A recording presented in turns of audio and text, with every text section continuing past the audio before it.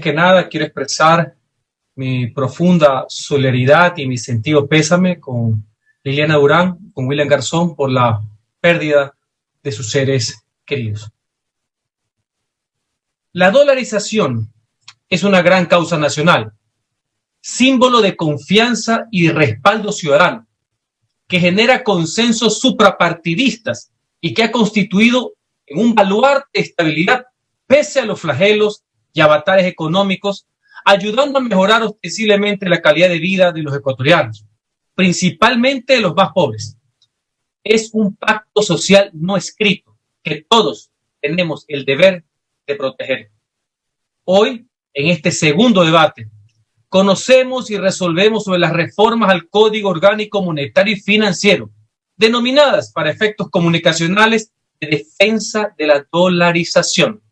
El objeto de esta normativa es el fortalecimiento de la institucionalidad del Banco Central, que bajo ningún concepto significa un menoscabo a la constitucionalidad. Por la extrema polarización que vivimos, se la ha querido etiquetar por un sector como privatizadora. Otros, inclusive, durante muchos años, han sostenido que en dolarización el Banco Central debe desaparecer.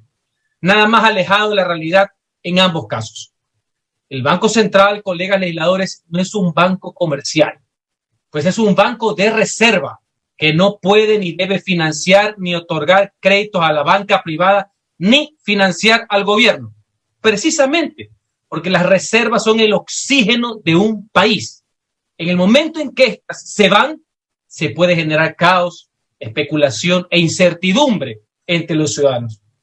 Al no ser banco de bancos, como se lo denominaba antiguamente, ni tampoco instituto emisor, el ejemplo de su función en otros países no es válido, no es aplicable, pues no tenemos moneda propia. Dejando atrás entonces la famosa maquinita de imprimir billetes que disparaba la inflación y la desconfianza. Nuestra Constitución, en el tan y tan renombrado artículo 303, es muy clara, sí. La política crediticia, monetaria y cambiaria es potestad exclusiva de la función ejecutiva. El Banco Central es parte de dicha función. Y la propia Carta Magna establece que su organización y funcionamiento será regulado mediante ley. Y es precisamente aquello lo que hace este proyecto. El permitir que las decisiones que tome el banco se encuentren orientadas técnica y financieramente a resguardar la dolarización, otorgando más autonomía a sus órganos directivos, sin que ello implique que deje de pertenecer a la función ejecutiva ni contrariar la ley fundamental del país. De igual forma, el Banco Central se encuentra bajo la égide de los organismos de control, por lo cual es absolutamente distinta a la pretensión de libertinaje que se tenía con el proyecto de ley de crecimiento económico del año 2019. Asimismo, debemos recordar que en la Ley de Fomento Productivo, aprobada en agosto del 2018, uno de sus artículos, que lo apoyamos decididamente, ya estableció que el Banco Central no podrá invertir en certificados de tesorería o cualquier título o valor emitido por el Estado. Hoy se complementa y se deja claro que ningún gobierno puede disponer de los recursos que no le pertenecen y que son las reservas que custodian el Banco Central. ¿Por qué es importante esto? Porque dichos recursos están destinados a cubrir en la totalidad la cantidad de dinero que tienen depositado las entidades, tanto públicas como los municipios, prefectura, la seguridad social, entre otras, como las privadas, los bancos, cooperativas, etc. Supongamos que un caso de calamidad doméstica, todas ellas desean retirarlos. No habría cómo cubrirles en su totalidad. Actualmente, ese descalce o hueco es de 6.658 millones de dólares, cuando en el 2008 apenas era de 454 millones. Por eso aquí lo fundamental no es el monto de la reserva, sino cuánto cubre respecto al monto de los depósitos. En algunas intervenciones parece ser que se confunden los conceptos, las reservas, el encaje y lo peor de todo, el COSEDE. Las reservas internacionales es el conjunto de depósitos, tanto órganos públicos y privados que constan en el Banco Central. El encaje bancario es el dinero que por ley deben depositar los bancos privados en el Banco Central. Es una parte de esas reservas internacionales. El COSEDE es un seguro de depósitos que en caso de que los bancos cierren, es decir, dejen de operar, ahí se paga a los depositantes. Hay que ser muy precisos en cuanto al tema de la conformación de las juntas monetarias y financieras, porque de aquí se ha prestado para la muletilla de la supuesta privatización, es decir, la enajenación de lo público a favor de lo privado. Desde la Constitución de 1998 está expresamente prohibido que los regulados puedan ser parte del órgano regulador. Por tanto, esos vestigios de corporativismo no van más y no tienen por qué repetirse lo de antaño, donde el sector privado tenía representantes funcionales en los directorios donde se formulaban las decisiones económicas del país. En ese sentido, concuerdo con muchas autoridades, ciudadanos también, en que no se quiere que se repita el pasado. Yo tampoco quiero que se repita la debacle a la que ha sido sometido el Banco Central, ni en la última década, ni en las 4 anteriores, ni en la época de las donaciones, de los préstamos subordinados con piola, de los préstamos de liquidez, de la compra forzosa de bonos del Estado, de las capitalizaciones de bancos privados, de banca pública como accionista de sociedades anónimas, de bicicleteo de bonos del AGD y el desconocimiento de las deudas del gobierno central con el Estado, porque el Banco Central es parte del Estado.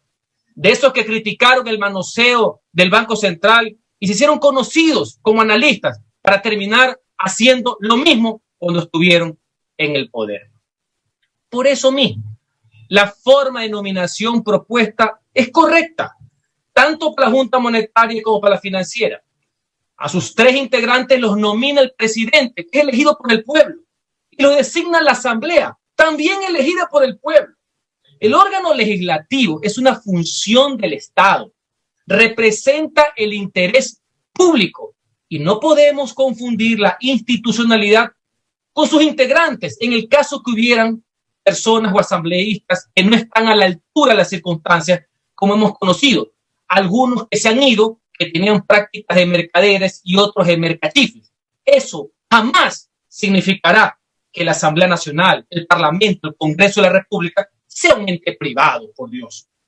Eso sí, era impresentable lo que se propuso en un inicio y que hoy se ha corregido respecto a que los miembros de la Junta sean a tiempo parcial. El servicio público es a tiempo completo, no solo porque así lo determina la ley, sino por una actuación ética para evitar los conflictos de interés. Con estas normas supremas ya no existen aquellos que iban solo a cobrar dietas y regresan a sus funciones privadas. Y tomando en cuenta que el artículo 153 de la actual Carta Magna les prohibirá expresamente, hasta por 2 años, que regresen a cualquier entidad donde ha sido sometida a su regulación. En este caso, los mismos bancos privados.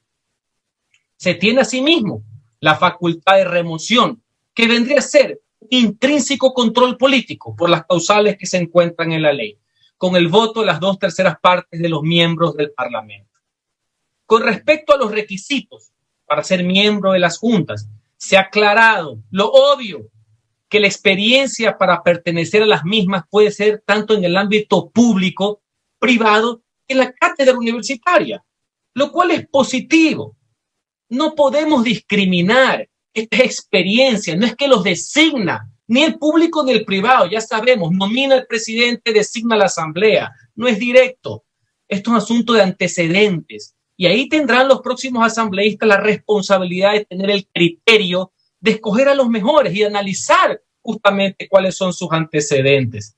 Recordemos que han existido funcionarios en entidades públicas financieras muy preparados y con solvencia moral, con amor al país, y otros también, inclusive siendo gerente del central, despachaban gastos reservados el mismo día que los presidentes huían.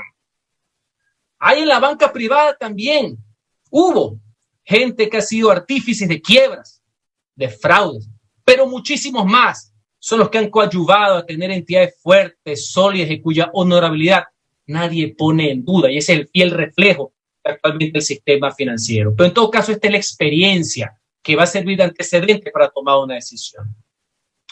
Otro tema de relevancia es volver al sistema de los 4 balances, que ya funcionó al inicio de la dolarización y que es primordial porque prioriza en el uso de la reserva internacional para las cosas más importantes, el funcionamiento del sistema financiero monetario, dando mayor tranquilidad a los depositantes. Considero, eso sí, que debe ser agregado para que conste expresamente en esta ley, en esta normativa, que las resoluciones de ambas juntas surtan efectos jurídicos desde su publicación y no desde su emisión, para así garantizar la seguridad jurídica. Señor presidente, señores legisladores, mucho más grave para una economía que un gobierno ideologizado es un gobierno desesperado. Ante ello, esta norma es solamente una herramienta adicional que debemos apoyar para prevenir que en este agobio la irresponsabilidad supere a la razón. Pero lo cierto es que la dolarización se defiende también con más instrumentos que superan a las mismas leyes, con confianza, mensajes claros a favor de la inversión, instituciones fuertes y sobre todo credibilidad. Ese es el desafío constante y nosotros debemos asumir ese compromiso. Señor presidente, colegas legisladores.